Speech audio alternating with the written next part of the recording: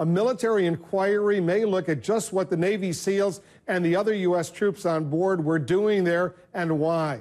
Our Pentagon correspondent Barbara Starr is digging into this part of the story for us. So what are you learning, Barbara? Well, Wolf, what we have learned today is those Navy SEALs were not on a rescue mission, as we were first led to believe. The 22 Navy SEAL commandos killed when their helicopter was shot down by the Taliban weren't on one of their usual secret assault missions. Military sources confirm the SEALs were called in to chase down a group of Taliban on the run. Army Rangers already on the ground were looking for a Taliban leader when some insurgents started to escape. The Rangers didn't need rescuing, they just called for backup. That's contrary to what some military sources said just after the crash when they suggested the SEALs were helping pin down troops.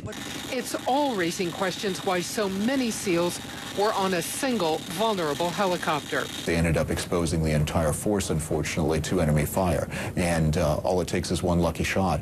And that one lucky shot from a Taliban perspective was what happened. Investigators will also look at whether troops other than the SEALs could have been sent. The shootdown is raising questions about U.S. troops returning to these remote mountains they left months ago.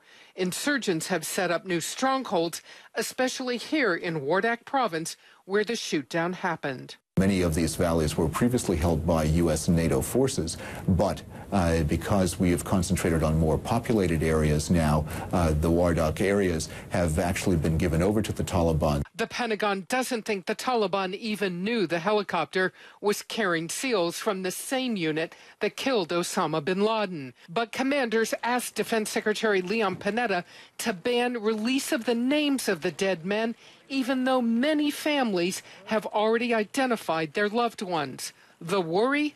The deceased names might lead to their buddies on the bin Laden team.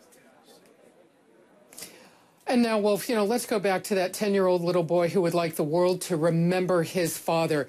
Leon Panetta tonight is in the hot seat. The covert military community does not want him to release the names of the fallen. They say it could somehow lead to the team members that got bin Laden. But so many families have already come forward publicly. They want their loved ones remembered. Leon Panetta has to make a decision. Does he go with what the covert community wants, or does he stick with the tradition? The Pentagon, to the best of our knowledge, has never, in 10 years of war, failed to publicly acknowledge the names of anyone who has fallen in battle. Wolf? Well, how can you control the family members who want to express their grief for a loved one? The Pentagon can't tell them you have to remain silent. You can't say anything, can they? Well, this is exactly right, Wolf. This is the modern world of communications, isn't it? There are Facebook pages. Families come forward of their own free will. They speak out. They offer the photos, as this young boy did. So many military families want to speak out when their loved ones fall in battle. Many military families don't. They want to keep it private. That's absolutely their prerogative. But the key issue really here is the Pentagon, for 10 years, publicly puts out a statement of the name and the unit of everyone who has fallen in battle. If Leon Panetta decides to break that chain, it will be very newsworthy, Wolf. Certainly will be. All right, thanks very much, Barbara.